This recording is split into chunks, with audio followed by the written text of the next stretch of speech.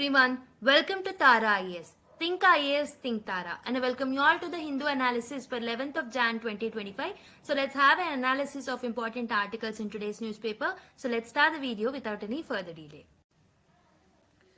So these are the 11 topics that we are going to discuss and analyze in today's newspaper. Okay, first topic is with regards to local power. So basically 73rd and 74th constitutional amendment acts గురించి discuss చేస్తాం ఇక్కడ. So ఇక్కడ ఇంకొకటి వచ్చేసి youth power, okay, forging leadership with India's youth power అని చెప్పేసి the importance of youth in the development process గురించి చూస్తాం. India's journey so far in the AI military bandwagon అని ఒక ఆర్టికల్ చూస్తాం. Then next one is a mother on a rescue mission in Yemen, okay, grateful for India's humanitarian aid అని చెప్పేసి Taliban కి సంబంధించిన article. Curbing hate speech is not censorship అని చెప్పేసి UN rights chief చెప్పడం జరిగింది. Will have a discussion on it. 2024 అనేది it was the first year to breach global warming limit అనమాట. So this is according to a data. Okay, will analyze that.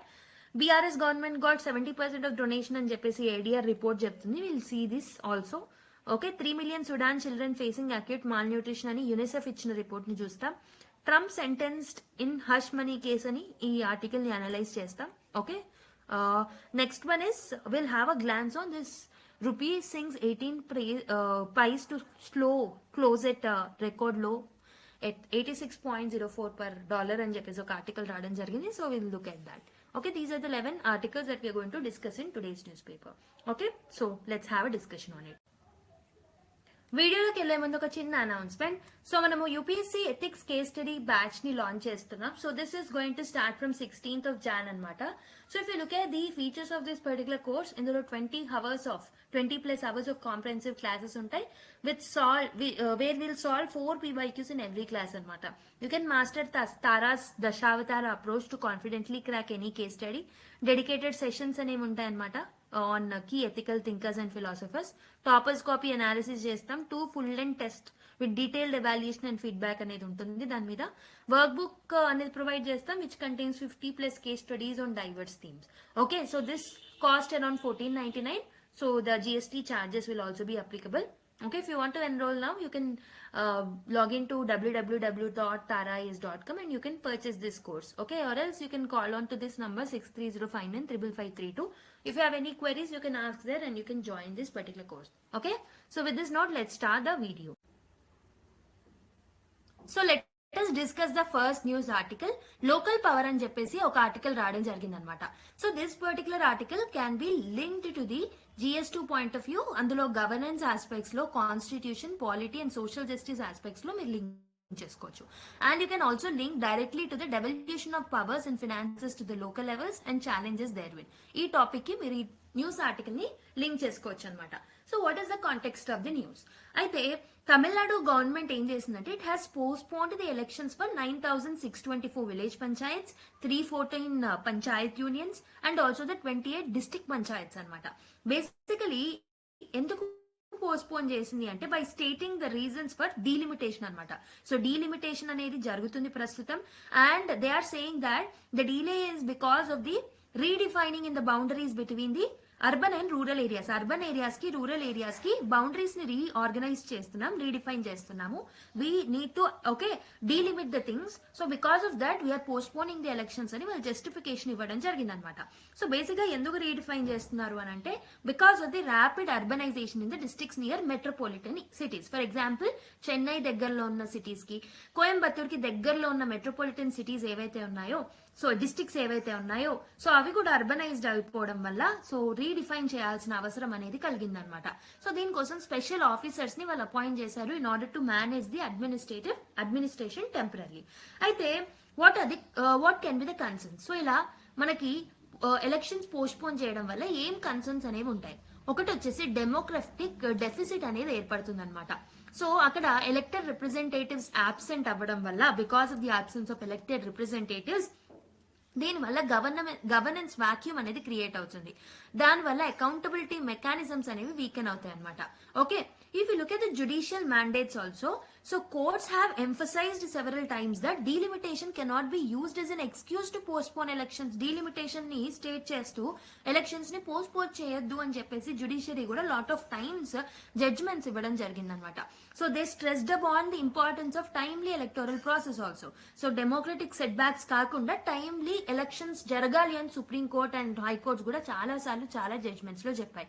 అయితే so ఈ context లో మనం ఏం నేర్చుకోవాలంటే we need to look at the constitutional framework. Okay, so basic గా మనము రాజ్యాంగంలో 73rd and 74th constitutional amendments ద్వారా we have brought something called as panchayati raj system and also the urban local bodies కి కాన్స్టిట్యూషనల్ స్టేటస్ కి provide చేయడం జరిగిందనమాట. అయితే panchayat raj system లో మనం ఏం చేసాము, through 73rd amendment act in 1992 we have established the 3-tier system అనమాట in order to ensure the rural governance. So village లెవెల్లో గ్రామ పంచాయత్ ని ఏర్పాటు చేశాం, బ్లాక్ లెవెల్లో పంచాయత్ సమితిని ఏర్పాటు చేయడం జరిగింది, డిస్ట్రిక్ట్ లెవెల్లో జిల్లా పరిషత్ ని ఏర్పాటు చేయడం జరిగింది. So this is the 3-tier structure that we are following as of now. అయితే 73rd అమెండ్మెంట్ తర్వాత 74th అమెండ్మెంట్ ని కూడా మనము ప్యారలల్ గా తీసుకొచ్చాము 1992 లోనే.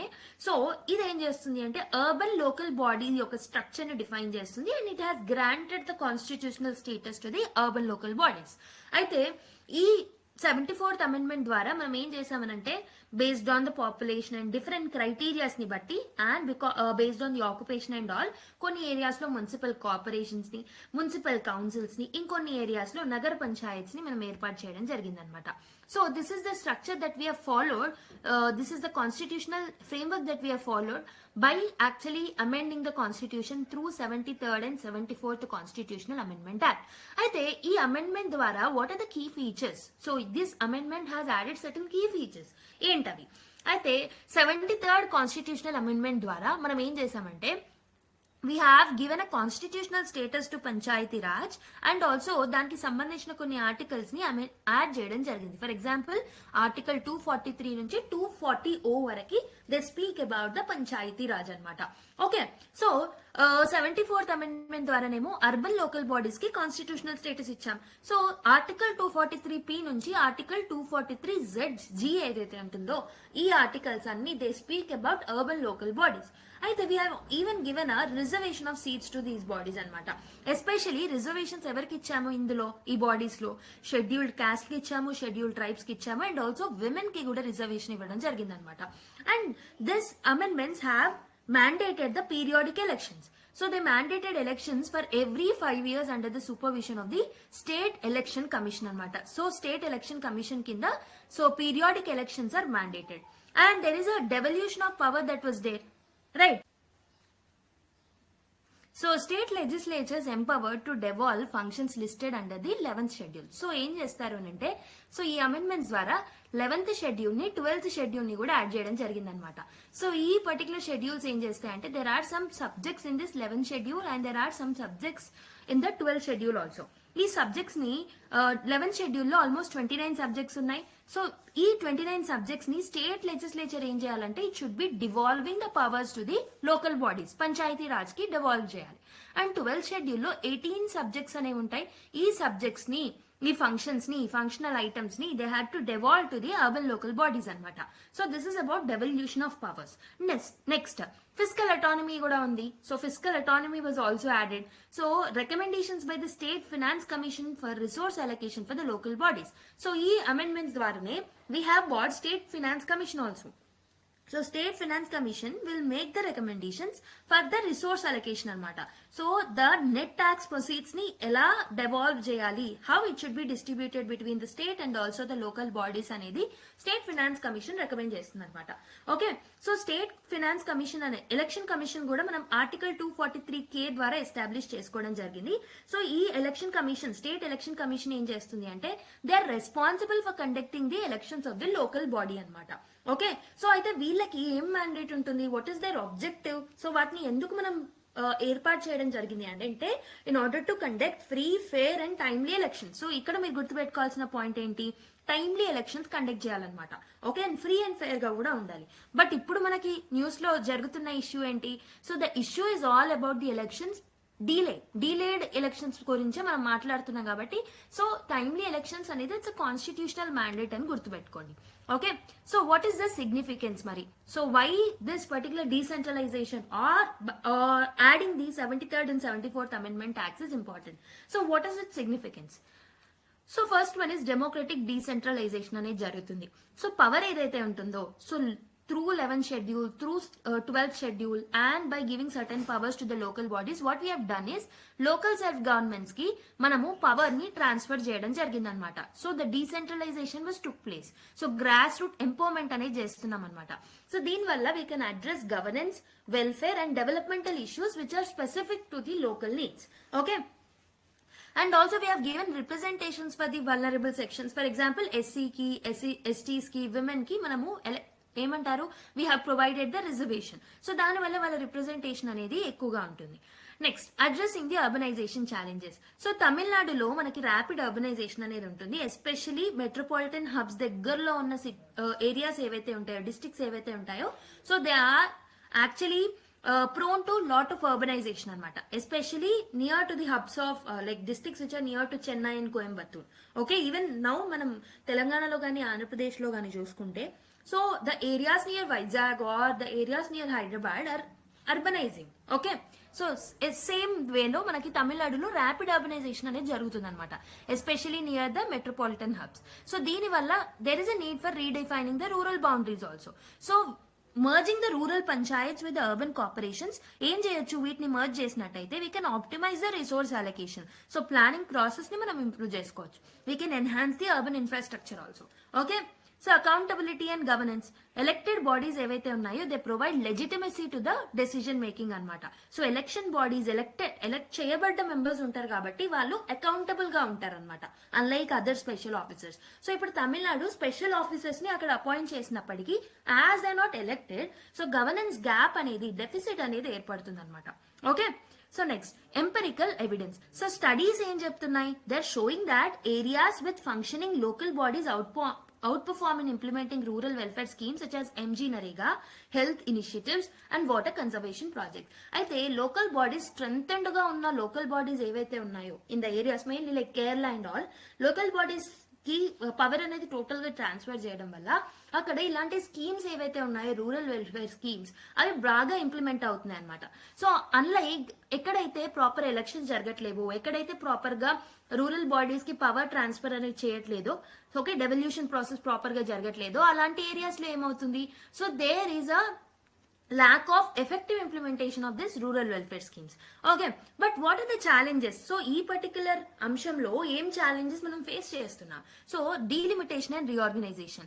So there is a delimitation complexity. ఎందుకనంటే because of the rapid urbanization, redrawing the boundaries is very very hectic task అనమాట. So if you are merging the panchayats with urban local bodies, it will create delays, it will create vagueness and also the confusion.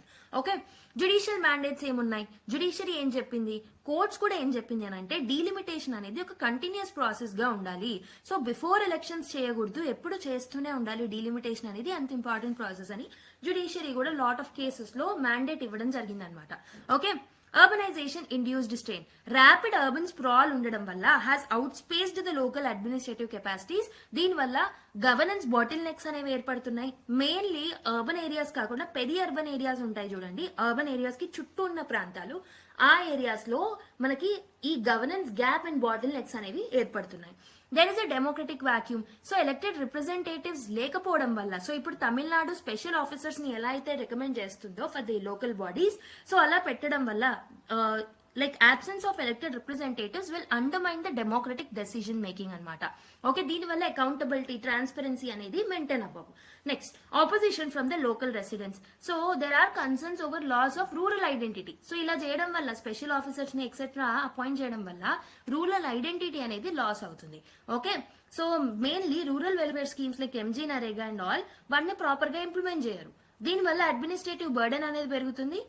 Okay, next, policy gaps. So there is a lack of clarity in integrating rural governance with the urban frameworks. So rural governance ki urban frameworks ki manam proper ga integrate cheyalekapodam valla there are inefficiencies that are created in the service delivery and also planning lo kuda lot of inefficiencies anevi create avutundi anamata. So these are certain challenges that we are facing with respect to democratic decentralization. So what is the judicial perspective mari? Okay, so basic గా Suresh Mahajan case ద్వారా ఏం mandate ఇచ్చింది అంటే supreme court, so it has given that delimitation cannot absolve authorities of the duty to hold timely elections.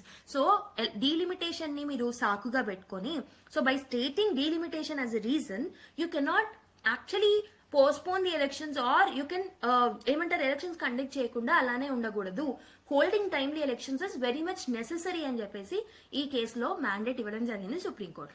Elections must be conducted before the expiration of the term. So term expire అవ్వక ముందే elections ని conduct చేయాల్సిన అవసరం అనేది ఉంది in order to avoid the democratic deficits. Okay, and it also emphasised the need for proactive and well advanced planning for delimitation. So delimitation అనేది continuous process గా ఉండాలి అండ్ అడ్వాన్స్డ్ డీలిమిటేషన్ అనేది important. So only before elections వచ్చి మేము delimitation ని conduct చేస్తామంటే it should not be done like that అని చెప్పేసి ఈ కేసులో సుప్రీం కోర్ట్ చెప్పడం జరిగింది అనమాట. So what should be the way forward? ఉన్న ప్రాబ్లమ్స్ ని సాల్వ్ చేయాలంటే ఏం చేస్తే బాగుంటుంది? సో డెఫినెట్ గా ఎలక్షన్స్ లో డీలేస్ ఉన్నాయి కాబట్టి we have to prioritise electoral timelines అనమాట.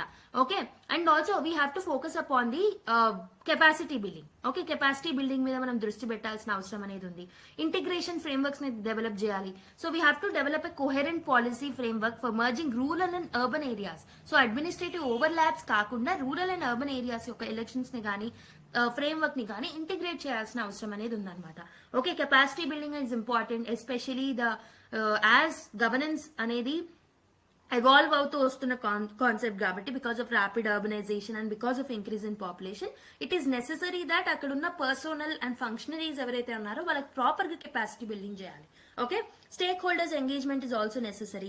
సో లోకల్ అప్రహెన్షన్స్ ఏవైతే ఉన్నాయో వాటిని మనము ప్రాబ్లమ్స్ ని సాల్వ్ చేయాలంటే లోకల్ లెవెల్ ఇష్యూస్ ని we have to emphasise upon the participatory governance mechanisms అనమాట.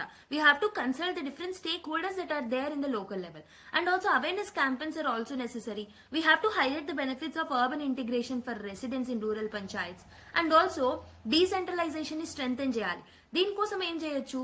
సో వి ఫస్ట్ ఫంక్షనరీస్ లో ఉన్న ఇష్యూస్ ని సాల్వ్ చేయడానికి కెపాసిటీ బిల్డింగ్ మెజర్స్ ని తీసుకురావాలి. అండ్ ఫినాన్సెస్ ఇష్యూస్ ని సాల్వ్ చేయడానికి ఫిజికల్ ఎంపవర్మెంట్, ఫినాన్సెస్ ని ప్రాపర్ గా ఇవ్వాలి లోకల్ లెవెల్ బాడీస్ కి. And also panchayati raj institutions కి అటానమీ అనేది కూడా ఇవ్వాలన్నమాట. And also we have to promote the digital governance.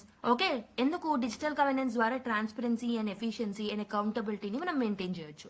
And judicial and policy alignment, we have to ensure that government compliance with judicial direction regarding local body elections and constitutional obligations. So judiciary ఇచ్చిన mandates ని local bodies proper గా follow అయ్యేలాగా చూసుకోవాలన్నమాట.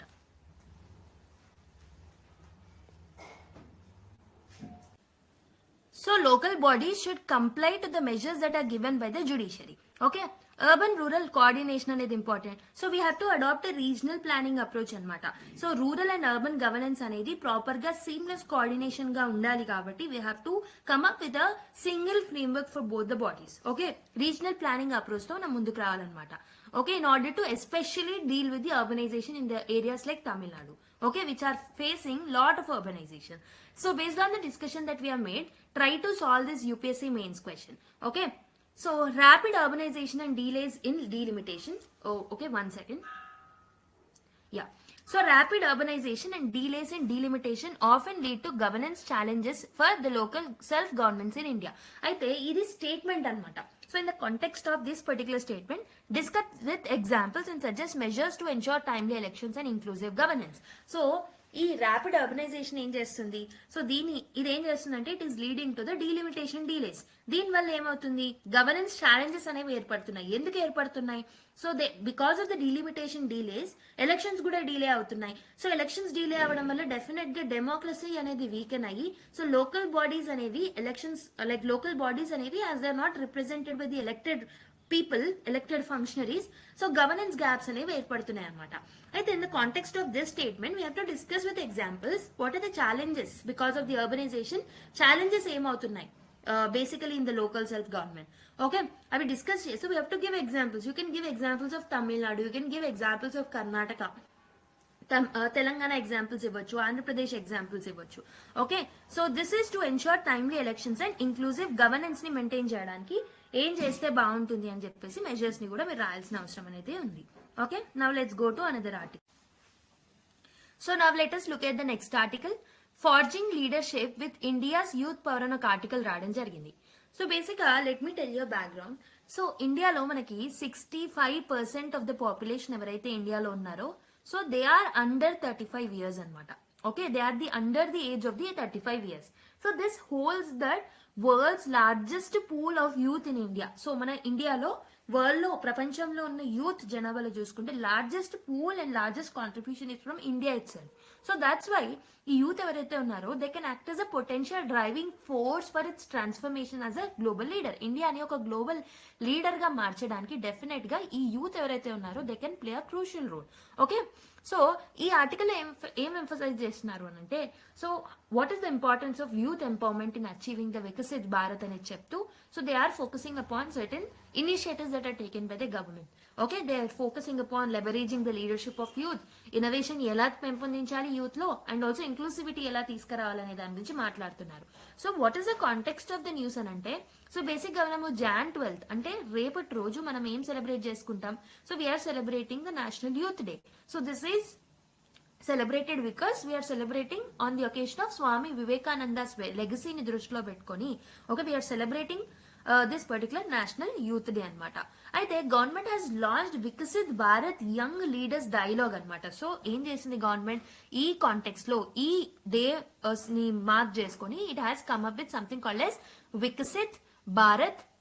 Okay, Viksit Bharat young leaders dialogue తో ముందుకు వచ్చింది అనమాట for 2025. So దీని ద్వారా ఏం చేస్తుందంటే government will encourage the youth, okay, in India's development లో భాగంగా యూత్ ని భాగం చేద్దామని government has come up with these initiatives అనమాట.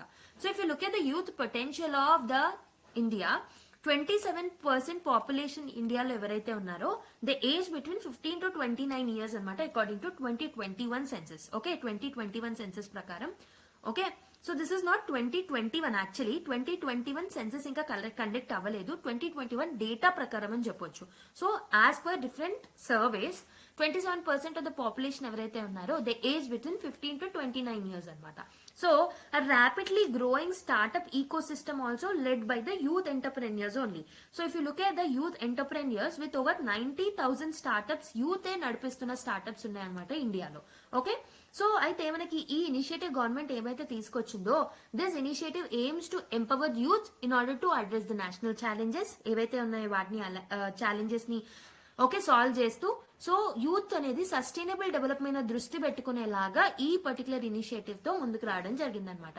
Okay, so that youth can be active participates in the India's growth story. So what is the objectives of this particular initiative అని అంటే, first thing is to harness the youth potential ఏదైతే ఉంటుందో, so in order to harness the youth potential in India, so this particular initiative was brought. So ఇక్కడ ఏం చేస్తాం, youth ని involve చేస్తాం. Okay, we'll encourage the youth involvement in the leadership, innovation లో, nation building process లో మనం youth ని involve చేస్తాం. అందుకే సో మనం డిజిటల్ ఇండియా క్యాంపెయిన్స్ లాంటివి తీసుకొచ్చినాం. సో డిజిటల్ ఇండియా క్యాంపెయిన్స్ ఏం చేస్తాయి, they will connect 37% of the house holds to the internet తో కనెక్ట్ చేస్తాయి.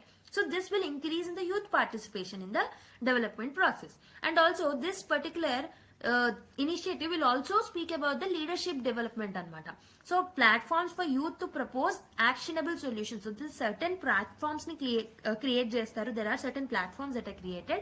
So ee platforms em chestarante youth actionable solutions ki ivvadaniki, okay, governance process అనేది improve అవడానికి youth actionable solutions ఇవ్వడానికి platforms అనేవి create చేయబడతాయి అనమాట. For example youth driven climate action programmes తో ముందుకు రావచ్చు. సో ఇంటర్నేషనల్ సోలార్ అలయన్స్ లో ఏదైనా ఇనిషియేటివ్స్ తో youth can come up with their ideas. And also this initiative focus upon inclusivity అనమాట. ఇంక్లూజివిటీ అంటే ఏంటి, so we want youth to be part of the development. Okay, so ఏంటంటే ఈ development process లో mere benefiters లాగా కాకుండా mere contributors లాగా కూడా మనము యూత్ ని మార్చాలన్నమాట. So we have to focus on participation from the under represented people, mainly rural ఇండియాలో రూరల్ ఏరియాస్ లో ఉన్న యూత్ ఎవరైతే ఉంటారో వాళ్ళ యొక్క ఇంక్లూసివిటీ గురించి కూడా ఆలోచిస్తున్నారనమాట. So it means it will promote equal opportunities for all the youth across all the regions in India. Okay, and also this initiative is focusing upon the global competitiveness also.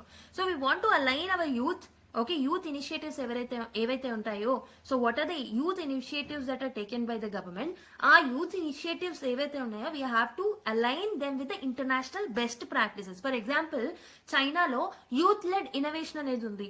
Finland లో there is an integration of youth proposals in to the policy frameworks. So అలాంటివి తీసుకురావడానికి కూడా ఈ dialogue or initiative అనేది use అవుతుంది అనమాట. So అయితే ఈ particular Viksit Bharat youth competition or young leaders dialogue ఏదైతే ఉంటుందో ఈ దాంట్లో మనకి ఈ పర్టికులర్ కాంపిటీషన్, ఈ పర్టికులర్ ఇనిషియేటివ్ లో 4 స్టేజ్ కాంపిటీషన్ అనేది ఉంటుంది అనమాట. So first one is quiz round అనేది ఉంటుంది. ఇక్కడ మెయిన్ గా ఇండియా అచీవ్ చేసిన అచీవ్మెంట్స్ ఏవైతే ఉంటాయో వాటి మీద నాలెడ్జ్ ని టెస్ట్ చేస్తారు యూత్ ని. And second one is essay and blog writing competition అనేది ఉంటుంది. So this will articulate visions for India's development. And also third one is vision pitch deck అనమాట. విజన్ పిచ్ డెక్ అని అంటాం. అంటే ఏంటి? So youth need to provide innovative solutions to the national problems that are there. Okay, next one is fourth competition is the national dialogue. So ఫైనలిస్ట్లు ఎవరైతే ఉంటారో they are presented at Bharat Manthan in New Delhi. Okay, వాళ్ళకి presentations అనేవి ఇవ్వడం జరుగుతుంది అనమాట. So what are the key focus areas are part of this initiative అంటే ఒకటి వచ్చేసి సస్టైనబుల్ డెవలప్మెంట్ అని ఆల్రెడీ చెప్పాను. And also technology for good. Okay, టెక్నాలజీని గుడ్ పర్పస్ కి యూజ్ చేసుకునేలాగా, డిజిటల్ గవర్నెన్స్ ని ఇంప్రూవ్ చేసుకునేలాగా, ఎంటర్ప్రెన్యూర్షిప్ ని ఓకే ఇంప్రూవ్ చేసుకునేలాగా వాటి మీద దృష్టి పెట్టడం జరిగింది అనమాట. So cultural integration is another thing that is focused theme of this particular programme. Okay, అయితే యూత్ పార్టిసిపేట్ చేయడం వల్ల ఏం అవుతుంది అని అంటే we can actually harness the potential of the demographic dividend. Demographic advantage ఏదైతే ఇండియాకు ఉందో దాన్ని మనము we can take the advantage of that dividend. Okay, almost 20% of the global workforce ఇండియాలో 2030 కల్లా ఉంటారు కాబట్టి we want youth to be active in the global economy as well. So for example India అనేది $1 trillion ఏదైతే ఉంటుందో achieve చేయడానికి, extra $1 trillion to the economy achieve చేయాలి అని అంటే డెఫినెట్ గా we need something called as youth participation. Nation building అనేది జరుగుతుంది యూత్ పార్టిసిపేట్ చేస్తే. గ్లోబల్ లెవెల్లో లీడర్షిప్ కి తావనేది దొరుకుతుంది మన యూత్ కి. Okay, but there are certain issues like digital divide, representation gaps, skill deficits, right, and also implementation challenges కూడా ఉన్నాయి కొన్ని. వీటి వల్ల కొన్ని ఛాలెంజెస్ అనేవి ఏర్పడతాయి in order to harness the potential of youth. So basically ఈ టాపిక్ అనేది GS2 లో గవర్నెన్స్ అండ్ సోషల్ జస్టిస్ లో భాగంగా యూజ్ అవుతుంది. సో నేను ఆల్రెడీ కాంటెక్స్ట్ చెప్పాను, నేషనల్ యూత్ డే ని మనం సెలబ్రేట్ చేసుకుంటున్నాం కాబట్టి in order to celebrate the legacy of Swami Vivekananda, so youth driven initiative తో ముందుకు రావడం జరిగింది అనమాట. So that initiative is called as Viksit Bharat young leaders dialogue. So ఇది ఒక ఫ్లాగ్షిప్ ఇనిషియేటివ్. సో దీని ద్వారా మనం ఏం చేస్తాం, we're empowering youth to engage in India's development journey. And development జర్నీలో యూత్ ని ఇంక్లూడ్ చేద్దామని అనుకుంటున్నాం అనమాట. ఓకే, సో దట్ మన టార్గెట్ అండ్ మన విజన్ అయిన developed India that is Viksit Bharat ని మనం అచీవ్ చేయొచ్చు because of the youth participation. So what are the objectives? So to harness the youth potential already చెప్పాను. లీడర్షిప్ డెవలప్మెంట్ లో యూత్ అనేది ఉండాలి. And also next in order to ensure inclusivity అనమాట. ఇంక్లూజివిటీని ensure చేయడానికి కూడా ఈ ఇనిషియేటివ్ అనేది హెల్ప్ఫుల్ అవుతుంది. So this initiative is aligning with the SDG goals. Okay, so SDG goals కి అలైన్ అవ్వడం వల్ల youth can actually participate in achieving the sustainable development goals అనమాట. Okay, so what are the features of this particular Viksit Bharat young leaders dialogue అంటే ఇది ఒక 4 stage programme అని చెప్పాను. First quiz round ఉంటుంది, తర్వాత ఎస్ఏ అండ్ బ్లాగింగ్ రౌండ్ ఉంటుంది, vision pitch deck ఉంటుంది, దాని తర్వాత ఫైనల్ రౌండ్ ఉంటుంది. సో దిస్ సెలెక్టెడ్ పార్టిసిపెంట్స్ ఎవరైతే ఉంటారో they will be presented at Bharat Manthan. Okay, so which is there in the New Delhi. So what is the focus area? ఏమేం areas మీద focus చేస్తున్నారు ఈ డైలాగ్ లో అంటే సస్టైనబుల్ డెవలప్మెంట్ గోల్స్ లో, and also technology for good, and also cultural integration. For example, states like Kerala has successfully integrated youth into the cultural governance. So ela chesaru through providing frameworks for participation. Digital inclusion మీద కూడా దృష్టి పెడుతున్నారు అనమాట. So youth can actually participate. Even rural youth ఎవరైతే ఉన్నారో, marginalised youth ఎవరైతే ఉన్నారో they can participate in the development process via online platforms. These are the focus areas of this particular programme. So అయితే యూత్ లీడర్షిప్ ఎందుకు అవసరం అని చెప్పాను. So there are lot of things. Okay, why youth is important అంటే definite గా మనకి long run లో demographic dividend of India potential ఏదైతే ఉంటుందో దాన్ని మనం హార్నెస్ చేయాలంటే youth have to participate. And also nation building లో యూత్ ఎంగేజ్మెంట్ అనేది very very important. For example if you look at example Nehru యువ కేంద్ర సంఘటన అనేది ఉంటుంది. So this will engage almost millions of rural youth అనమాట. వాళ్ళకి లీడర్షిప్ ట్రైనింగ్ ఇస్తారు, సోషల్ సర్వీస్ ఇనిషియేటివ్స్ అనేది దీని ద్వారా కండక్ట్ చేస్తారు అనమాట. ఓకే, గ్లోబల్ కాంపిటేటివ్నెస్ ని కూడా తీసుకురావడానికి ఇది హెల్ప్ అవుతుంది. యూత్ సెంట్రిక్ ఇనిషియేటివ్స్ మనం ఏవైతే తీసుకొస్తున్నామో this will position India as a leader in the human resource development also. So data says that India has a robust digital economy. So it is expected to contribute almost 1 trillion to GDP by 2025 అనమాట. Okay, so దీని వల్ల మనకి youth led innovation అనేది it can play a major role in order to achieve this particular targets.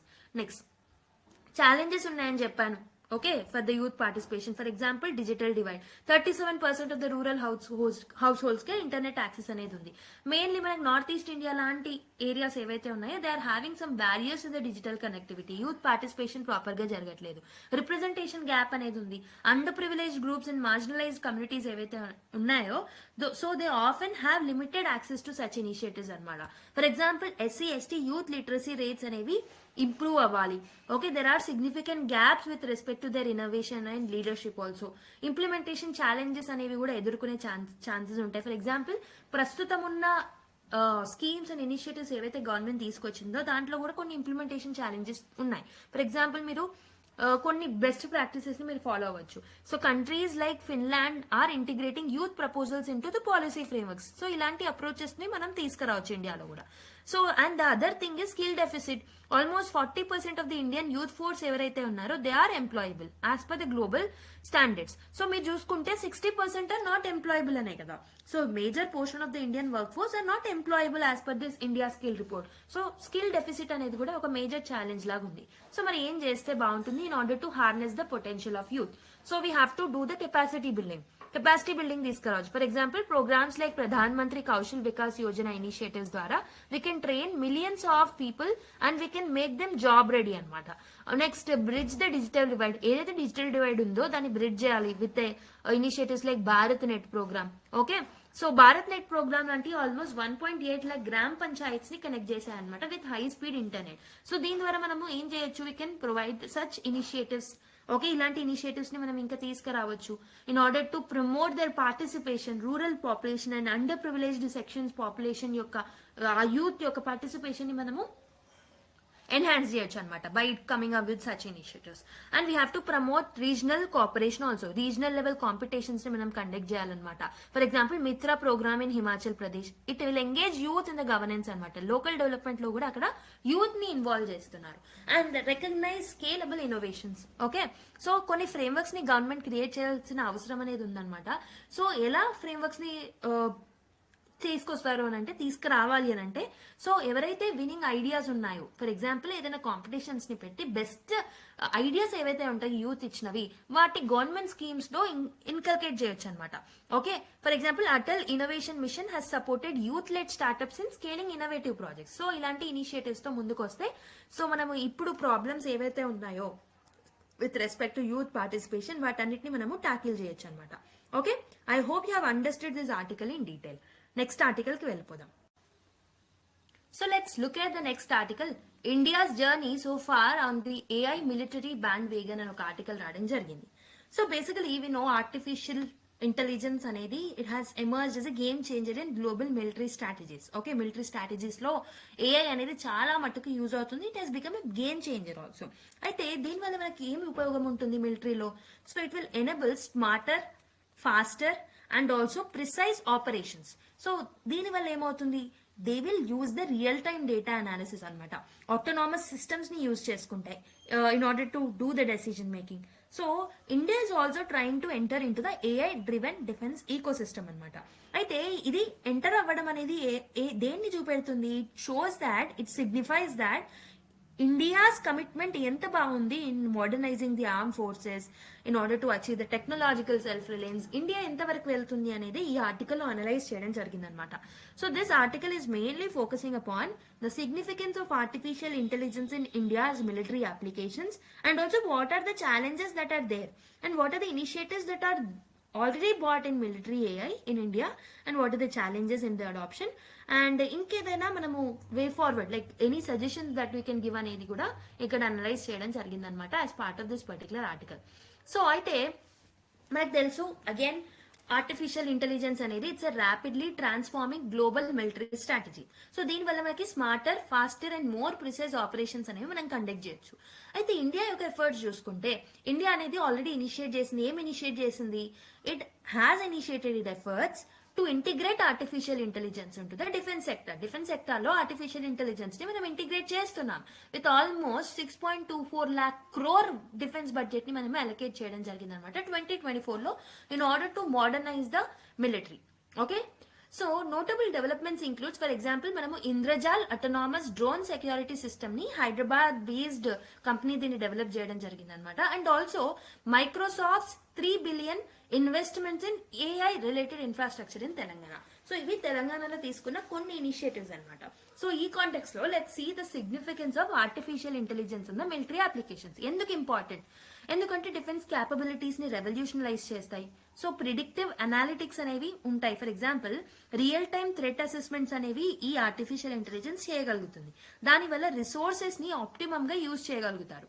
Next autonomous systems. So AI driven drones ని develop చేయడం, unmanned vehicles ని develop చేయడం వల్ల రోబోటిక్స్ ని డెవలప్ చేస్తుంది. అండ్ ఆల్సో లాజిస్టికల్ ఛాలెంజెస్ ని, okay, surveillance challenges ని కూడా ట్యాకిల్ చేయగలుగుతాం. Because if we are actually integrating artificial intelligence into the defence sector and we can do the smart decision making. So AI ఏం చేస్తుంది? It automates decision making and also response times ని కూడా తగ్గిస్తుంది. దీనివల్ల ఏమవుతుంది? డిలేస్ అనేవి తగ్గి అక్యూరసీ అనేది పెరుగుతుంది అనమాట.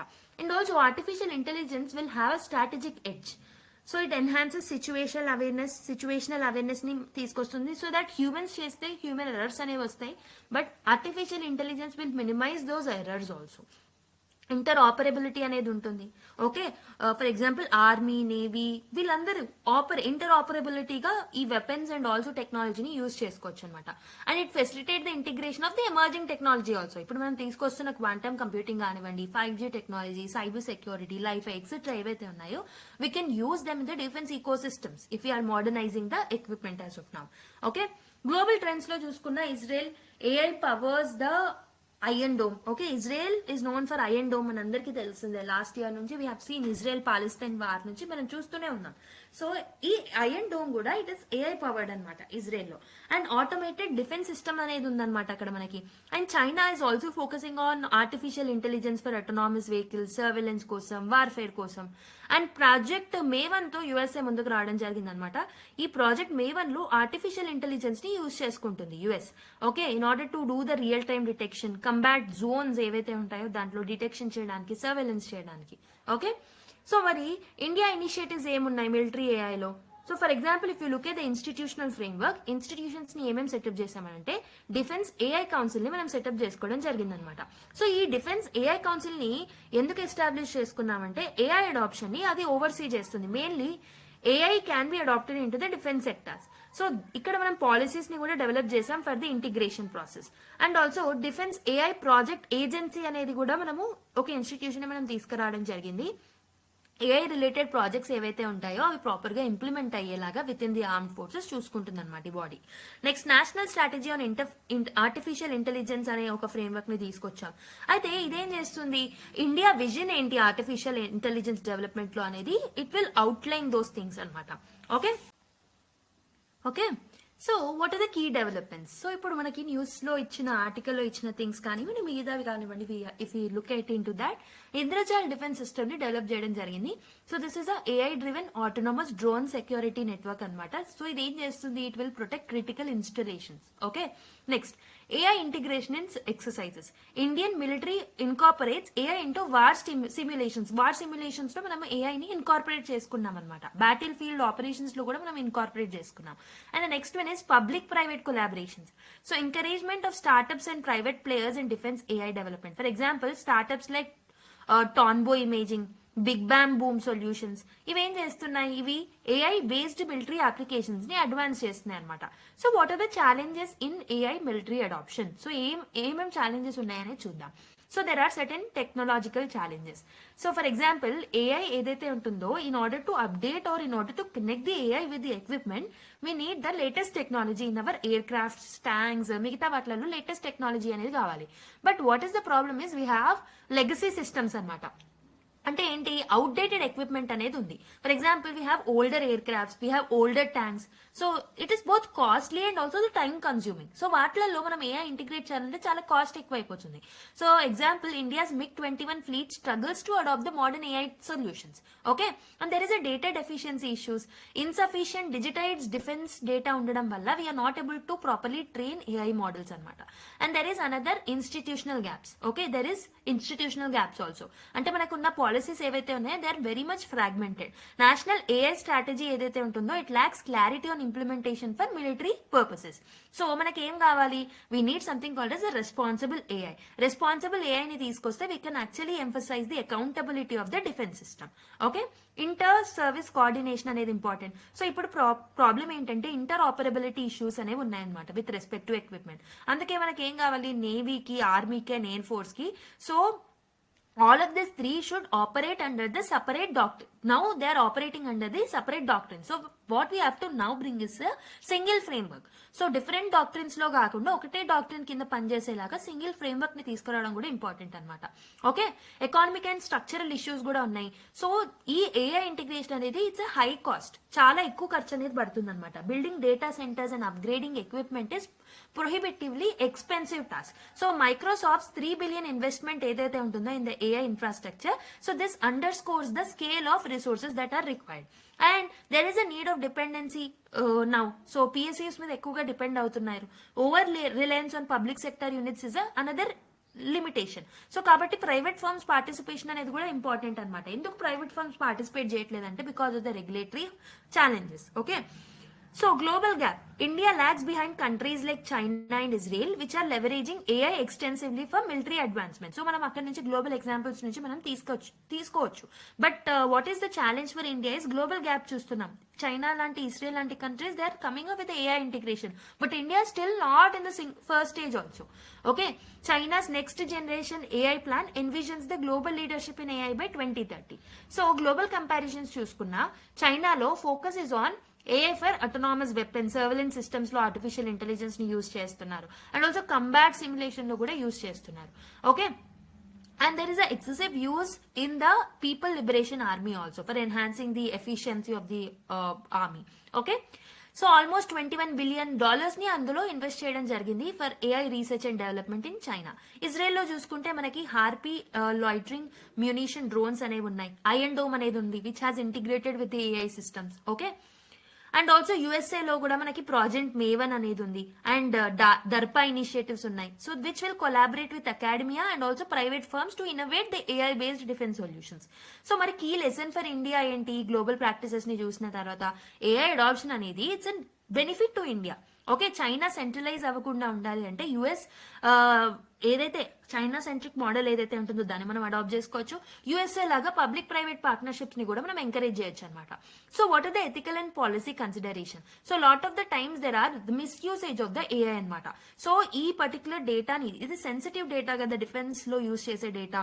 సో ఆ డేటా అనేది ఒకవేళ మనము ఆర్టిఫిషియల్ ఇంటెలిజెన్స్ లాంటి మెకానిజమ్స్ లో వాడినట్టయితే so this sensitive data can be misused by some other non state players. Okay, so there is a cyber security threats, autonomous weapon misuse అనేది జరగవచ్చు, యాక్సిడెంటల్ ఎస్కలేషన్ అనే యాక్సిడెంట్స్ అనేవి ఎస్కలేట్ అయ్యే ఛాన్సెస్ ఉంటాయి. So there are some international norms also we need to align with the global standards. Okay, UN guiding principles on AI ethics తోని మనం integrate అవ్వచ్చు. So what is India stands మరి? So external affairs minister ఎవరైతే ఉన్నారో they have linked AI destructive potential to the nuclear weapons. Okay, so దాంట్లో మనకి caution అనేది very very important. మరి ఏం చేస్తే బాగుంటుంది, what should be the way forward? Policy and strategic reforms తీసుకురావాలి.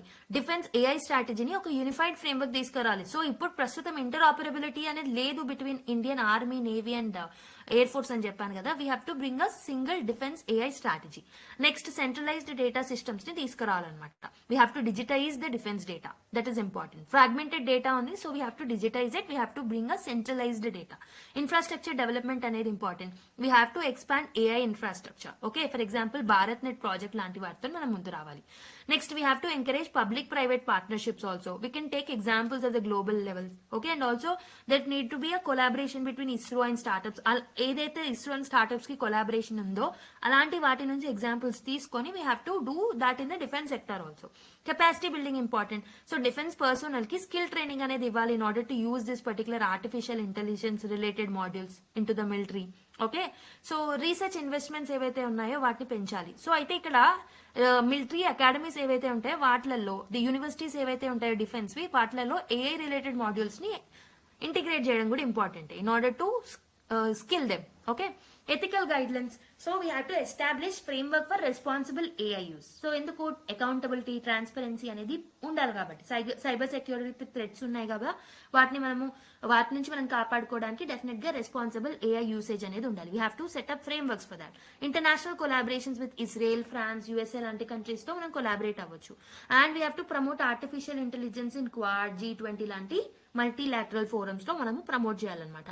So we have to shift the procurement focus. So we have to diversify procurement by engaging global private firms also alongside the Indian firms, and we have to come up with the PPP models. So ilanti steps తీసుకున్నట్టయితే we can come up with the responsible AI, and we can integrate artificial intelligence into our military equipments and all, so that problems అనేవి మనం solve చేసుకోవచ్చు అనమాట. So this is the detail discussion of this particular topic. I hope so you have understood this topic in detail. Now let's go to another news article. So let us look at next article. So mother on a rescue mission in Yemen అని చెప్పేసి ఒక article రావడం జరిగింది. This particular article is important for the GS2 point of view, international relations, diaspora issues, and GS4 లో ethics in governance అనే topic లో మీరు link చేసుకోవచ్చు. సో బేసిక్గా if you look at the context of this particular news, Nimisha Priya అనే ఒక nurse ఎవరైతే ఉన్నారో from Kerala, she is on a death row అనమాట యమన్ లో. ఎందుకనంటే she has murdered her abusive Yemeni business partner. Okay, తన ఫ్యామిలీస్ అండ్ NGO ఏం చేస్తున్నారు అని అంటే they are trying to raise దియా అంటే ఏంటి, బ్లడ్ మనీ అనమాట, under Yemeni law to secure her release. Okay, blood money అనేది ఇవ్వాలి, దట్ ఈస్ దియా, in order to secure her from the release అనమాట. Okay, so these NGOs and families are raising the funds according to Yemeni law. అయితే diplomatic challenge ఏంటంటే India's consular efforts are hindered by యమన్స్ political instability. మనకు తెలిసిందే అక్కడ crisis అనేది ఉంది కాబట్టి, so because of that అక్కడ ఉన్న క్రైసిస్ వల్ల, పొలిటికల్ ఇన్స్టెబిలిటీ వల్ల, so we are not able to get up consular efforts. Okay, consular access అనేది రావట్లేదు అనమాట. డిప్లొమాటిక్ ప్రెజెన్స్ అనేది డైరెక్ట్ గా మేము చేయలేకపోతున్నాం in order to stop this issue. Okay, so ఎందుకంటే ఆ ప్రాసెస్ ఏదైతే ఉంటుందో ఆ లీగల్ ప్రాసెస్ చాలా కాంప్లెక్స్ గా ఉంది యెమెన్ లో. What are the key issues, consular and diplomatic challenges. So host country యొక్క ఇన్స్టెబిలిటీ వల్ల, for example Yemen civil war అనేది 2015 నుంచి జరుగుతుంది. This has led to the political instability, fragmented governance. Okay, దానివల్ల డిప్లొమాటిక్ కన్సల్టేషన్స్ అనేవి మనకి దానికి ఓకే ప్రాపర్ అప్రోచ్ అనేది దొరకట్లేదు ఇండియన్స్ కి. Okay, sharia law. So Yemen అనేది షరియా లా ఫాలో అవుతుంది అనమాట. So it allows for blood money to commute capital punishment. So ఈ ఫైనాన్షియల్ డిమాండ్స్ కోసం వాళ్ళ parents and also NGOs are raising funds అనమాట. So there is an absence of Indian embassy also. So the closure of Indian embassy in Sanaa necessitates reliance on regional hubs like Djibouti. So basically అక్కడ మన democratic and మన embassy ఏదైతే ఉంటుందో అది కూడా close అయింది because of the crisis that is taking place in Yemen. So దానివల్ల కూడా we are not able to have a direct contact with the diplomatic routes. Okay, అయితే diaspora concerns. So in this context we have to know what are the concerns with respect to Indian diaspora who are staying outside India. అయితే Indian workers in conflict zone, for example there are almost 8 million Indians who are working in the Gulf countries అనమాట. ఈ Gulf countries లో చాలా Gulf countries ఎలా ఉన్నాయి, they are in the vulnerable situations. Okay, especially Yemen లాంటి conflict prone zones లో ఉండడం వల్ల చాలా థ్రెట్ అనేది ఉంటుంది వాళ్ళ లైఫ్ కి. So there are certain gender issues also. So women ఎవరైతే ఉంటారో they are facing abuse in these countries and also they are facing exploitations. For example Nimisha's కేసే చూసుకోవచ్చు మనం. Okay, humanitarian and ethical dimensions లో మనం ఈ టాపిక్ ని చూసినట్టయితే ethical dilemmas in consular services also. So అక్కడ ఉన్న క్రైసిస్ వల్ల we are not able to get a diplomatic routes consultation కూడా నేను చేయలేకపోతున్నాం అనమాట. Okay, compassionate governance. So addressing the systemic challenge faced by families navigating this particular such crisis. Okay, అయితే India ఏమేమి efforts పెట్టింది దీనికోసం అని అంటే ఈ కేసులో స్పెసిఫిక్ గా there are some diplomatic interventions. So ministry of external affairs role ఏంటంటే, so they had a very much limited presence in Yemen. So ఇదేదైతే యాక్సెస్ మనకు ఉందో we are actually approaching them through NGOs and third party negotiators అనమాట. So previous evacuations చూసుకుంటే operation Rahat successfully we have evacuated almost 4,600 Indians and 960 foreigners from the Yemen during the civil war also. Okay, అక్కడ ఉన్న డయాస్పోరాకి problem రాకుండా we have taken certain measures before as well. Community led initiatives ఏం తీసుకొచ్చాం, blood money campaigns. For example NGOs like the Save Nimisha Priya International Action Council spearheaded fundraising efforts also. So they're demands ఏవైతే ఉన్నాయో వాటిని meet అవ్వడానికి public support mechanisms తో కూడా వచ్చారు. Similar cases అనేవి సౌదీ అరేబియాలో కూడా ఉన్నాయి. So this demonstrate that diaspora communities ఎవరైతే ఉన్నారో వేరే కంట్రీస్ లో they are facing a critical issues with respect to the countries. Okay, next what are the challenges? Financial barriers. There almost మనకి 2 to 3 crores అనేది pay చేయాల్సినది ఉంటుందన్నమాట in order to give this. Okay, making it inaccessible without any public campaigns. Policy gaps చూస్తున్నాం. So there is an absence of structured diaspora protection mechanisms also in the mainly ఎవరైతే Indian diaspora conflict Jones లో ఉంటున్నారో వాళ్ళకి సంబంధించి standards కానీ ఒక frame work కానీ మనం ఏర్పాటు చేసుకోలేం. We have to come up with the mechanism actual గా. Okay, inter agency coordination. So coordination between Indian authorities, Yemeni legal system and also international actors అనేది చాలా లిమిటెడ్ గా ఉంది with respect to Yemen. So ఏం చేస్తే ఈ concerns ని మనం ఛాలెంజెస్ ని మనం ఎదుర్కోవచ్చు? We have to re-stabilize or re-establish the regional diplomatic hubs anamata, conflict prone zones lo main ga, and we have to collaborate with UN agencies, international NGOs in order to fill this particular gap. And diaspora legal support fund ni manam create cheyali, legal aid fund ni, in order to do this DIA settlements in that countries. Awareness campaigns అనేవి అవసరం అన్నమాట. So we have to conduct pre-departure training on legal and cultural practices, mainly host countries లో. State governments like Kerala తో మనము tie up అయ్యి partner అయ్యి ఈ migrants issues ని మనము ఏమేవైతే ఛాలెంజెస్ వాళ్ళు ఫేస్ చేస్తున్నారో అబ్రాడ్ లో వాటిని ఎలా టాకిల్ చేయాలనేది స్టేట్ గవర్నమెంట్స్ తో కూడా partnership అయ్యి we have to tackle that issues. Ethical diplomacy. We have to advocate for integrating diaspora protection into the bilateral agreements also. For example, మనం గల్ఫ్ కంట్రీస్ తో ఏదైనా అగ్రిమెంట్స్ ముందుకు తీసుకొచ్చినా, MOUs సైన్ చేసుకున్నా, so we have to make sure that ఈ diaspora protections గురించి కూడా మనము సర్టన్ ఇష్యూస్ ని రైజ్ చేయాలి ఆ పర్టికులర్ ఫ్రేమ్ వర్క్స్ లో. So we have to promote international forums also. ఏవైతే ఉన్నాయో UN లాంటి బాడీస్ లో కూడా ఈ ఇష్యూస్ ని టాకిల్ చేయడానికి ఫ్రేమ్ వర్క్స్ తీసుకురామని we have to put a pressure on those peacekeeping organizations. Okay, I hope this article is helpful to you. Ante ardhamaindane anukuntunna. Now let's go to another one. So let's look at another article. Grateful for India's humanitarian aid, says Afghanistan's Taliban anamata. So we know that recent ga ఏమైంది అని అంటే foreign secretary Vikram Misri garu and the counterpart from the Taliban side, that is foreign ministry of Taliban, has met. అవునా? So while meeting ఏమన్నారు అని అంటే Taliban side నుంచి, so they have told that they have thanked and they were grateful for India's humanitarian aid అనమాట. So ఆ context లో ఇది మనం చూస్తున్నాం. So what is the significance of India's humanitarian engagement with Afghanistan? అసలు ఎందుకు అవసరం, మనం ఎందుకు హ్యుమానిటేరియన్ ఎంగేజ్మెంట్ అనేది చేయాలి ఆఫ్ఘనిస్తాన్ తో? Humanitarian assistant. So India has a long standing policy of supporting Afghan people, mainly crisis ఉన్నప్పుడు సపోర్ట్ చేస్తూ వచ్చింది. సో హ్యూమన్ వెల్ఫేర్ యాక్టివిటీస్ లో అండ్ ఆల్సో మిగతా వాటిల్లో కూడా India had showed it commitment to support it. So ఈ క్రైసిస్ ఏదైతే ఆఫ్ఘనిస్తాన్ లో ఉందో with respect to health and refugee crisis, వాటన్నిటిని tackle చేయడానికి India is also helping them. India is aiding and it is addressing the urgent needs in the particularly in the health care sector, refugee rehabilitation, వీటిలన్నిట్లలో concentrate చేస్తుంది అనమాట. అయితే it helps in regional connectivity. So we know that Chabahar port ఏదైతే ఉంటుందో Iran దగ్గర, so అది very important and strategically very choke point అనమాట ఇండియాకి. అయితే ఈ చాబార్ పోర్ట్ ఏదైతే ఉంటుందో it provides India direct route to Afghanistan and central Asia also, so bypassing the Pakistan region. Okay, so ఈ Afghanistan and Indian relation అనేది strengthen up అయితే it strengthens Indian role in the international north-south transport corridor also. So దీనివల్ల trade connectivity అనేది మనం పెంచుకోవచ్చు and Pakistan యొక్క influence ని కూడా మనం తగ్గించవచ్చు. ఓకే, పాకిస్తాన్ యొక్క ఇన్ఫ్లుయెన్స్ ఆఫ్ఘనిస్తాన్ లో మనం తగ్గించవచ్చు if you're actually investing in the political field and economic field in that particular country. Okay, and regional influence కూడా స్ట్రెంథన్ అప్ చేసుకోవచ్చు. We can actually showcase our soft power.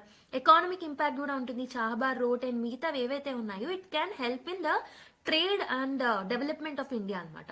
So there are some strategic interest. So we can prevent radicalisation and terrorism. So we have to engage with Afghanistan engagement with Afghanistan will ensure India remains as an active player in curbing the extremist influence అన్నమాట. Extremist influence ని తగ్గించడానికి కూడా mainly neighbourhood లో India అనేది ఆఫ్ఘనిస్తాన్ కి help చేయడం వల్ల, ఆఫ్ఘనిస్తాన్ వాళ్ళతో ఫ్రెండ్లీ రిలేషన్స్ ఉండడం వల్ల we can counter terrorism also. Okay, geopolitical dimensions. So central Asia connectivity అనేది పెరుగుతుంది. Global recognition by providing the humanitarian aid we can get the global recognition also. So మన సాఫ్ట్ పవర్ ని మనం proper గా చూపెట్టుకోవచ్చు. And peace and stability in the region ని maintain చేయొచ్చు అనమాట. ఎస్పెషలీ బార్డర్ ఏరియాస్ లో స్టెబిలిటీ ఉంటేనే so it will help the India as well, mainly ఇండియాలో ఉన్న బార్డర్ స్టేట్స్ లో. So if Pakistan is also struggling, if Afghanistan is also struggling, ఈ 2 areas లో మనకి ఏదైనా ఇష్యూస్ ఉంటే definitely it will get transferred to the border areas of India also. Okay, diplomatic leverage కోసం and also economic development as a stabilising force will also need a humanitarian approach. Okay, humanitarian approach తో వెళ్ళడం అనేది it's a highly important thing now. Okay, so let's look at the another article. Curbing hate speech is not censorship, says UN rights chief. Okay, the UN rights chief ఏం చెప్పారు అంటే that person has instituted on Friday that regulating hate speech and harmful content online is not censorship అని చెప్పేసి చెప్పడం జరిగింది అనమాట. So UN stand on hate speech regulation. UN right chief Volker Turk emphasise that regulating hate speech, ఒకవేళ మనం hate speech ని regulate చేసినా, harmful online content ని రెగ్యులేట్ చేసినా, so this is very much essential and it will not amount to censorship అని చెప్పేసి ఒక statement ఇవ్వడం జరిగింది అనమాట. Okay, so Meta's fact checking programme గురించి తెలుసుకోవడం ఇంపార్టెంట్. సో మెటా ఏం చేసిందంటే recently it has ended its fact checking programme on Facebook and Instagram in the US mainly. So it has told that there is a censorship. Okay, కొన్ని mistakes ఉన్నాయని చెప్పేసి అది చెప్పడం జరిగింది. ఆ కాంటెక్స్ట్ లో యుఎన్ చీఫ్ ఎవరైతే ఉంటారో he has replied in this way అనమాట. Okay, accountability in the digital space. Okay, the UN urged accountability for online platforms, stressing that unregulated hate speech అనేది చాలా నెగటివ్ కాన్సిక్వెన్సెస్ కి దారి తీస్తుందని చెప్పడం జరిగింది. And also Meta's new approach ఏంటంటే Meta announced plans to use community notes. Okay, community notes అనే ఒక సిస్టమ్ ని తీసుకురావాలనుకుంటుంది, similar to that of the X. Okay, Twitter ఏదైతే ఉంటుందో లైక్ ఫార్మర్ ట్విట్టర్ ఏదైతే ఉంటుందో దాంట్లో కూడా కమ్యూనిటీ నోట్స్ అనే ఒక ఆప్షన్ ఉంటుంది. సో ఎందుకు, టు అడ్రస్ కంటెంట్ కన్సర్న్స్ అనమాట. So instead of coming up with the fact checking, so they can actually address content concerns with respect to community notes. Okay, with the help of community notes. Political context లో చూసుకుంటే ఈ decision ఏదైతే ఉంటుందో conservative groups, US లో ఉన్న conservative groups దీన్ని criticise చేస్తున్నారు. Okay, so they had receive some complaints from the former president Trump also. Elon Musk ఎవరైతే ఉన్నారో వాళ్ళు కూడా కొన్ని చెప్పడం జరిగింది అనమాట about the excessive censorship by the fact checkers. Okay, but UN has clarified about this. ఓకేనా, this is a smaller news. So there is another news. 2024 was the first year to breach global warming limit అని చెప్పేసి ఒక article రావడం జరిగింది. So let's analyse this data. Okay, so context and importance of the news is, so ఇక్కడ news ఆర్టికల్లో highlight చేసిన point ఏంటంటే first ever breach of 1.5 degrees Celsius limit అనేది 2024 లో జరిగింది అని చెప్పేసి ఓకే డేటా ఇవ్వడం జరిగింది అనమాట. Okay, so the global average temperature in 2024 exceeded 1.5 degrees above pre-industrial levels for the first time in the recorded history. ఎందుకు 1.5 degrees థ్రెషోల్డ్ అనేది ఇంపార్టెంట్ అంటే ప్యారిస్ అగ్రిమెంట్ లో one of the targets that we have kept is 1.5 degrees కన్నా ఎక్కువగా reach అవ్వద్దు అని. So the second target is 2 degrees Celsius, but first one is 1.5 degrees అని పెట్టుకున్నాం అనమాట in order to prevent the climate impacts and the disasters. Okay, అసలు ఎందుకు ఇది మ్యాటర్స్, ఎందుకనంటే ఈ లిమిట్ ని మనం క్రాస్ చేస్తున్నామనంటే it is showing that it is okay acting as the wake-up call to us, mainly the global policy makers కి ఇది ఒక వేకప్ కాల్ లాగా అనమాట. So it is urgent for us to take a stronger climate action. Okay, it highlights the failure of existing emission reduction strategies. So ఇప్పుడు మనము follow అవుతున్న emission reduction strategies ఏవైతే ఉన్నాయో చాలా ఫెయిల్యూర్ గా ఉన్నాయి. గ్లోబల్ అగ్రిమెంట్స్ లో తీసుకొచ్చిన చాలా ఇనిషియేటివ్స్ ఫెయిల్యూర్ అని మనం ఇండైరెక్ట్ గా చెప్పొచ్చు అనమాట. Because we have already reached the target of 1.5 degrees Celsius. So what are the key factors, అసలు ఎందుకు ఇదంతా జరుగుతుంది? There are some anthropogenic factors, అంటే human made factors. The breach reflects the cumulative impact of unchecked carbon emissions, mainly industries nunchi deforestation activities valla. So because of this unchecked carbon emissions, lot of carbon got ejected, and because of that climate change is happening and temperature rose took place. Okay, so what is a natural phenomena? El Nino 2024లో El Nino effect అనేది మనం చూసాము. El Niño అనేది global temperatures కి ఒక warming, ఏమంటారు, it amplified the global temperature, mainly Pacific ocean ని warm చేసింది అనమాట. ఓకే, దీనివల్ల ఆల్రెడీ వార్మ్ ఉన్న ప్లానెట్ అనేది ఇంకొంచెం వార్మ్ అవ్వడం వల్ల టెంపరేచర్ అనేది రైజ్ అయింది. సో ఈ ఫెనామినా ఏదైతే ఉంటుందో ఇది సైక్లికల్ ఈవెంట్. ఓకే, కానీ దీంట్లో కొంచెం హ్యూమన్ ఇండ్యూస్డ్ వార్మింగ్ కూడా కలవడం వల్ల సో ఈ క్లైమేట్ క్రైసిస్ అనేది ఇంకొంచెం వర్సన్ అయిందని చెప్పొచ్చు. సో ఈ క్లైమేట్ టెంపరేచర్ ఏదైతే ఉంటుందో అది పెరగడం వల్ల what are the implications? So first one is irreversible climate impacts. So expert warn that 2024 marks the potential point of no return to runaway global warming leading to, so చాలా మటుకి 2024లో because of this crossing of 1.5 degrees led to natural disasters. చాలా మటుకు floods, cyclones and droughts చూసాం. And we have seen the intensity of this disasters also got increased. And we have seen loss of biodiversity and ecosystem collapse చూసాం. Economic ఇన్స్టెబిలిటీకి దారి తీసింది. And this will directly effect the agriculture also. Ocean warming అనేది పెరిగింది.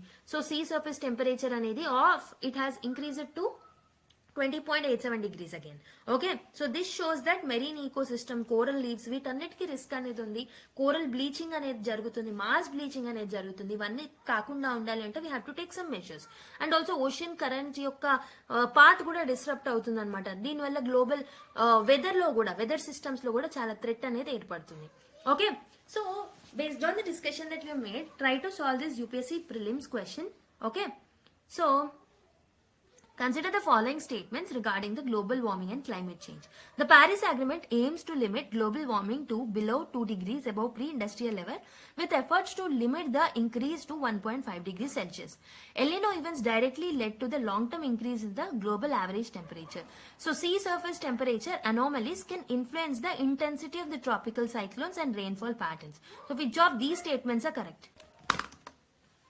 So the right answer for this particular question is మనకి 193 only అనమాట. ఎందుకు? Paris agreement లో 2 degrees అనేది it's in pre industrial levels కి 2 degrees కన్నా ఎక్కువగా వెళ్ళకూడదు అని పెట్టుకున్నాం. And the immediate effort should be on 1.5 degrees Celsius. That is right. Okay, sea surface temperature anomalies can influence the intensity of tropical cyclones and rainfall patterns. This is for sure right. ఎందుకనంటే sea surface temperature ఏదైతే ఉంటుందో ఇవి definite గా frequency and intensity of a tropical cyclones ని alter చేస్తూ ఉంటాయి అనమాట. And it will alter the regional temperature and the global rainfall patterns also. But నేను ఆల్రెడీ చెప్పింది ఏంటి, ఎల్నినో లాంటి ఈవెంట్స్ ఏవైతే ఉంటాయో these are the seasonal things like periodic climate patterns అనమాట. లాంగ్ టర్మ్ వెదర్ ప్యాటర్న్ ని, long term global temperature rise అనేది చేయదు El Niño. So second statement is wrong. So అందుకే మనకు 193 is the right answer. So option B is the right answer for this particular question. Okay. So let's look at another news. President Murmu invites for this year's Republic Day reception set to honor crafts from South India అని చెప్పేసి ఒక ఆర్టికల్ రాయడం జరిగింది అనమాట. So let's look at the article in detail. So basic గా context already చెప్పాను. President at home home reception ఏదైతే ఉంటుందో దాంట్లో సో షిల్ బి ఫీచరింగ్ అ క్యూరేటెడ్ గిఫ్ట్ హ్యాంపర్ అనమాట. సో ఈ క్యూరేటెడ్ గిఫ్ట్ హ్యాంపర్ ఏదైతే ఉంటుందో this will honour GI tagged crafts from mainly the southern part of India. So it marks the 75 years of the republic of India అనమాట. So ఈ initiative ఏదైతే ఉంటుందో ఇది రాష్ట్రపతి భవన్ లో ఎగ్జిక్యూట్ చేయడం జరిగింది అనమాట in collaboration with the national institute of design. Okay, so ఈ కాంటెక్స్ లో 1 district 1 ప్రాజెక్ట్ స్కీమ్ గురించి తెలుసుకోవడం important. So 1 district 1 project scheme ఏదైతే ఉంటుందో సో ఈ ప్రాజెక్ట్ స్కీమ్ అనేది it will promote region specific projects అనమాట under district focused development strategy. అయితే దీన్ని మనం GI tagged ప్రాజెక్ట్స్ తో ఇంటిగ్రేట్ చేస్తున్నాం. So we are strengthening the market potential of the local GI tagged projects also through this 1 district 1 project initiative. Okay, అయితే ఇది ఏం చేస్తుంది, వోకల్ ఫర్ లోకల్ ని and also self Reliance and ఆత్మ నిర్భర్ భారత్ ని promote చేస్తూ ఉంటుంది అనమాట. ఓకే, అయితే you need to know what is GI tag and their significance. GI tag అంటే జాగ్రఫికల్ ఇండికేషన్ ట్యాగ్ అనమాట. ఇది ఒక లేబుల్, దీన్ని మనం ప్రోడక్ట్స్ మీద యూజ్ చేస్తాం. దీనికి ఒక స్పెసిఫిక్ జాగ్రఫికల్ ఆరిజిన్ అనేది ఉంటుంది. దీనికి కొన్ని క్వాలిటీస్ అనేవి మెన్షన్ చేస్తుంటాం. Okay, or reputation inherent to that location will be actually added to it.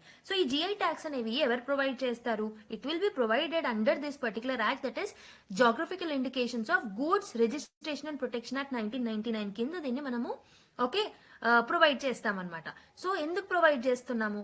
ఎందుకంటే we want to signify its authenticity and also మన హెరిటేజ్ ని ప్రొటెక్ట్ చేయడానికి అండ్ ఇంటెలెక్చువల్ ప్రాపర్టీ రైట్స్ ని తీసుకురావడానికి కూడా జిఐ ట్యాక్స్ ని మనము అనౌన్స్ చేస్తూ ఉంటాం.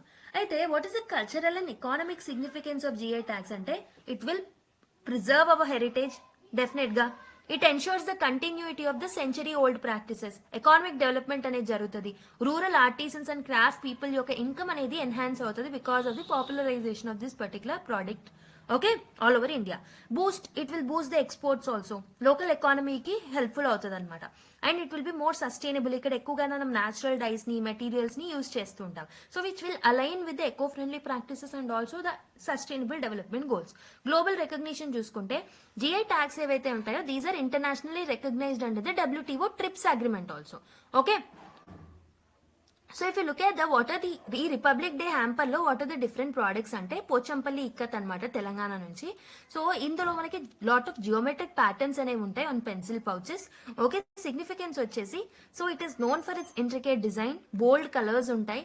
ఇది తెలంగాణ హ్యాండ్లూమ్ హెరిటేజ్ ని రిప్రజెంట్ చేస్తుంది అనమాట. నెక్స్ట్ వన్ ఇస్ ఆంధ్రప్రదేశ్ నుంచి ఎట్టికొప్పాక టాయ్స్. ఇవేంటి వుడెన్ టాయ్స్ అనమాట, లాక్వర్ టాయ్స్. ఇవి న్యాచురల్ డైస్ అనేవి యూజ్ చేస్తారు దీన్ని తయారు చేయడంలో. Okay, it reflects the rural life of the people and also traditional craftsmanship ని రిప్రజెంట్ చేస్తుంది అనమాట. Next Kalamkari on bamboo, Andhra Pradesh నుంచి. So this is an art work painted on the bamboo boxes. Okay, this will use natural dice బేసికల్ గా. Okay, a celebrated hand painting tradition by Nimmalakunta artisans. So this will be done by Nimmalakunta artisans. Next one is Kanchipuram silk. So this is from Tamil Nadu, Kanchipuram silk anedi. So this we know lot of you people have seen it, I think so. Handloom silk anamata. Deentlo kuda konni pouches anevi untayi. So this is renowned all over the world for its elegance, durability and luxurious textures also. Okay, screw pine leaves bookmark. ఇదేంటంటే ఇది ఒక hand woven book mark అనమాట. ఇది Kerala artisans craft చేసిన bookmark. Okay, ఇది ఒక eco friendly practice ని promote చేస్తుంది and it will support the traditional weaving practices also. Mysore Ganjifa art. So this is from Karnataka. So ఇదేంటంటే ఫ్రిడ్జ్ మ్యాగ్నెట్స్ మీద మనం దీన్ని డిపెక్ట్ చేస్తూ ఉంటాము. Okay, this draws from the Mysore heritage of hand painted playing cards అనమాట. So ఈ GI tags గురించి మీకు స్పెసిఫిక్ గా వీడియోస్ కూడా మేము రిలీజ్ చేస్తాము. Don't worry about that. ఇక్కడ just we have seen certain features of it. Okay, so I hope so you understood this article in detail. Now let's go to another one. So next one is BRS got over 70% of the donation to the regional parties in 2022 to 2023 అని ఒక article రావడం జరిగింది. So regional political parties declared the receipt of almost 217 crores through the 2119 donations in the financial year 2022-2023. Okay. So this is according to analysis of 28 such party by the Association for Democratic Reforms అనమాట. ADR report ప్రకారం ఇది information. అయితే ఇందులో ఏమేమి ఉన్నాయి ఈ donations లో? ఈ donations includes donation valued at less as well as more than 20,000 also. Okay, 20,000 కన్నా ఎక్కువగా 20,000 కన్నా తక్కువగా అన్నిటిని ఇంక్లూడ్ చేసి ఈ పర్టికులర్ థింగ్ అనమాట. ఇక్కడ ఇంపార్టెంట్ థింగ్ ఏంటంటే the lion share of the pie went to the Bharatiya Rashtra Samithi. BRS party ఏదైతే ఉంటుందో భారత రాష్ట్ర సమితి, సో దానికి వెళ్ళాయన్నమాట బీఆర్ఎస్ పార్టీకి. ఆల్మోస్ట్ 154 crore డొనేషన్ అనేది వచ్చింది. Almost it includes 71% of the total donated amounts. మొత్తం వచ్చిన డొనేటెడ్ అమౌంట్స్ లో 71% బీఆర్ఎస్ నుంచే వచ్చిందనమాట. About 90% of the donations more than 196 crores went to major regional parties like BRS, YSR Congress, Telugu Desam party, Dravida Munnetra Kazhagam and the CPI party అనమాట. అయితే దీంట్లో మొత్తంలో BRS, TDP, DMK and CPI declared rise in there donations. Okay, donations అనేవి పెరిగాయి వీళ్ళన్నిటికీ. While the YSR Congress party ఏదైతే ఉంటుందో దానికి మాత్రం డొనేషన్స్ తగ్గాయి అనమాట in comparison with 2021 data. Okay, so అయితే under section 29 clause 1 29C clause 1 of the representation of people act ఏం చెప్తుంది అని అంటే, so political parties they can prepare report providing details of the contribution in excess of 20,000. 20,000 కన్నా ఎక్కువగా ఉన్నాయని వాళ్ళు ఎంత వచ్చాయని చెప్పేసి లిస్ట్ ని ఖచ్చితంగా ప్రొవైడ్ చేయాల్సిన అవసరం అనేది ఉందన్నమాట from any person in a particular financial year to avail 100% tax exemption అనేది ఉంటుంది దీని మీద. సో ఈ పర్టికులర్ డేటా ఏదైతే ఉంటుందో this has been submitted to the Election Commission of India. Okay, అది దాని వెబ్సైట్ లో ఇచ్చిన డేటా ప్రకారం ఏడీఆర్ అనాలిసిస్ చేసి ఇది ఏం చెప్పింది అని అంటే 4 regional parties especially DMK, Maharashtra Navnirman, Sena, that is and also all India Majlis e Ittehadul Muslimeen ఏదైతే ఉంటుందో అండ్ అప్నా దల్ ఏదైతే ఉంటుందో they have provided details of the donations below 20,000 also. Okay, 20,000 కన్నా తక్కువ కూడా వాళ్ళు ప్రొవైడ్ చేశారు. అంటే ఆఫ్టర్ ద బీఆర్ఎస్ ఎవరికి ఎక్కువ వచ్చింది? బీఆర్ఎస్ కి ఫస్ట్ అనమాట. తర్వాత ఐఎస్ఆర్ కాంగ్రెస్ పార్టీకి సెకండ్ హైయెస్ట్ డొనేషన్స్ అనేవి వచ్చాయి. ఆల్మోస్ట్ 16 కోట్లు వచ్చాయి అనమాట from 5 donations, followed by TDP. Okay, almost 12 crore donations వచ్చాయి. డిఎంకే అండ్ సిపిఐకి almost 7.2 crores and 7.1 crores respective గా వచ్చాయి అనమాట. జార్ఖండ్ ముక్తి మోర్చా కేమో 3,685% రైజ్ అనేది చూసాం in the donations if you comparing with the 2021 to 2022 data to 2022 to 2023. Okay, highest percent increase వచ్చేసి జార్ఖండ్ ముక్తి మోర్చా. అయితే ఈ డేటా అంతా మీరు ఎక్కడ యూజ్ చేసుకోవచ్చు? సో డైరెక్ట్ గా మీకు క్వశ్చన్స్ లో అడుగుతారంటే డెఫినెట్ గా అడగరు. You can use this data in order to substantiate your points in the mains answers. Okay, so now let's look at another news. 3 million Sudan children facing acute malnutrition, says UN. So according to the UN data, it is estimated that almost 3.2 million children ఎవరైతే ఉంటారో who are under the age of 5, so they are facing acute malnutrition అన్నమాట. Okay, in the Sudan. So according to United Nations Children Fund data, okay, UNICEF data ప్రకారం ఇది. So of this around 7,72,000 children ఎవరైతే ఉన్నారో they expected to suffer from severe acute malnutrition also. Okay, Eva Hines, UNICEF Sudan's head of advocacy and communication, said late on Thursday. So ఈ data UNICEF వాళ్ళు ఇచ్చిన data అనమాట. So ఫెమిన్ ఏదైతే ఉంటుందో ఈ Sudan ఏరియాలో it was already gripped 5 years across Sudan లో చాలా స్ట్రెస్ ని క్రియేట్ చేస్తుంది according to report that is given by the food security phase classification IPC report ప్రకారం. అయితే సుడాన్ అనేది it has endured 20 months of war between the army and the paramilitary. అక్కడ war కూడా జరుగుతుంది, సుడాన్ క్రైసిస్ లో కూడా ఉందన్నమాట. ఓకే, దీనివల్ల tens of thousands of people అనే వాళ్ళు చనిపోవడం జరిగింది according to the UN. Okay, and also 12 million ఎవరైతే ఉంటారో they are in the displacement crisis. So Sudan అనేది ఒక వైపు మైగ్రేషన్ ఆర్ డిస్ప్లేస్మెంట్ క్రైసిస్ చూస్తుంది, హంగర్ ప్రాబ్లమ్స్ చూస్తుంది, and also food security problems చూస్తుంది, and also stress on the political field లో కూడా పొలిటికల్ క్రైసిస్ అనేది చూస్తున్నాం అనమాట. సో ఈ పర్టికులర్ డేటా అనేది యూనిసెఫ్ ఇచ్చిన data. Okay, so let's look at another news article. Trump sentenced in hush money case అని చెప్పేసి ఒక ఆర్టికల్ రావడం జరిగింది. Let's see the details of this particular article. So ఈ కేసు ఏం చెప్తుంది అంటే there are some allegations that Donald Trump was accused of falsifying business records ని ఫాల్సిఫై చేసి ఈ మనీ ఏదైతే కన్సిల్ అయ్యాయో they are used for hush money payments అనమాట. So mainly this was used for the porn star. Okay, 2016 presidential election ముందు జరిగింది అని చెప్పేసి. So there are some allegations against Donald Trump. So he faced 34 counts అనమాట related to this particular records. Okay, with prosecutors. So this particular allegations was made against him. Okay, so ఇదేంటంటే the outcome can be Trump was sentenced to an unconditional discharge, sparing his prison time or fines. This rare legal measure ఏదైతే ఉంటుందో this was justified to prevent encroachment on the constitutional office. Okay, అయితే so what you need to learn is ఇక్కడ మన cases కన్నా ఇక్కడ మన concerns important అనమాట. So this is not much related to like మనకి ఎక్కువగా యూజ్ అవ్వదు ఎగ్జామ్ కి, but you need to no concerns about this particular issue. Judicial President. The lenient outcome raises questions about whether powerful individuals face adequate accountability or not. Okay, so powerful figures ki accountability mechanisms proper ga work avutaya leda anedi manaki అర్థమవుతుంది ఇక్కడ. So critics ఏమంటున్నారు అని అంటే this is undermining the value of deterrence. Okay, judicial proceedings ఇచ్చిన deterrence కి value అనేది లేకుండా పోతుంది అని కొంతమంది క్రిటిక్స్ అంటున్నారు. There is a political polarisation also, there is a concern of political polarisation. Okay, so parties and divides అనేవి ఏర్పడే ఛాన్సెస్ ఉంటాయి because of this Trump issue. Okay, and also it reflects broader challenges in maintaining the public trust also. Definite గా ఒక ruling person మీదనే ఈ allegations ఉన్నప్పుడు public trust కూడా కోల్పోతారు. ఎలక్టోరల్ సిస్టమ్ మీద కూడా, లీగల్ సిస్టమ్ మీద కూడా public will lose the trust అనమాట. గ్లోబల్ ఇంప్లికేషన్ చూసుకుంటే the trial well confirming the rule of law risk damaging the global perception of the US democratic system. So global లెవెల్లో కూడా US యొక్క democratic image అనేది it will get hampered అనమాట. So this is the concern. So similar things ఒకవేళ ఇండియాలో జరిగితే కూడా ఇలాంటి కన్సర్న్స్ ఉంటాయి కదా. So that is why we are reading this, but not very important for the exam point of view. Okay, so మనము previous classes లో కూడా ఈ పర్టికులర్ రూపీ సింగ్స్ ఏదైతే ఉంటుందో రూపీ డిప్రిసియేషన్ గురించి ఆల్రెడీ ప్రీవియస్ క్లాసెస్ లో కూడా డిస్కస్ చేసాము. And also there is a specific video that is made by Venkat sir, okay, the economy faculty. Okay, he made a video on depreciation of rupee video. Okay, so you can watch that particular video, okay, in order to have a clear understanding of how this depreciation is taking place and what are the reasons and all. Okay, so ఈ particular article లో అయితే the rupee decline 18 paise to breach the 86 mark against the US dollar for the first time on Friday అని చెప్పేసి ఒక article రావడం జరిగింది. So this is creating an additional pressure on India. Okay, so forex like currency పరంగా huge we can see the huge outflow of foreign funds also. So ఇది basic గా మనకి ఏంటంటే ఈ పర్టికులర్ ఆర్టికల్స్ గురించి మనం లాస్ట్ క్లాసెస్ లో కూడా ఎనఫ్ నెంబర్ ఆఫ్ టైమ్స్ మనం డిస్కస్ చేసాము.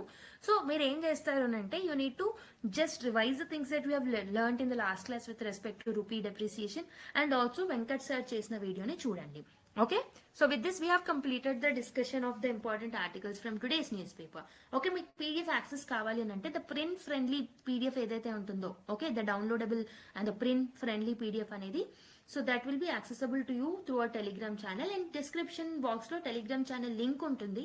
So some people are asking repeatedly, so మేము already place చేస్తున్నాం pdf ని టెలిగ్రామ్ ఛానల్లో. సో డిస్క్రిప్షన్ లో మీకు టెలిగ్రామ్ ఛానల్ లింక్ కనిపించేస్తుంది, దాన్ని క్లిక్ చేసినట్టయితే డైరెక్ట్ టెలిగ్రామ్ లోకి వెళ్ళిపోయి మీకు మన ఛానల్ కనపడుతుంది, దాన్ని జాయిన్ అవ్వండి. రెగ్యులర్ బేసిస్ లో మేము పీడిఎఫ్స్ ని అప్లోడ్ చేస్తుంటాం. Not only this, lot of other PDFs will also be like uploaded at that particular channel. Okay, so with this we have completed the discussion. Next class లో మళ్ళీ కలుద్దాం మరి. Until then take care, bye and keep smiling. And మీకు video నచ్చినట్టయితే like చేయడం మర్చిపోద్దు. And also please subscribe to our channel and click the notification bell icon. And మీ యొక్క ఫీడ్బ్యాక్ ని కామెంట్ బాక్స్ ద్వారా తెలియజేయండి. అండ్ మీ ఫ్రెండ్స్ అండ్ ఫెలో ఆస్పిరెంట్స్ తో మన వీడియోస్ ని షేర్ చేయడం మర్చిపోద్దు. Thank you everyone, by.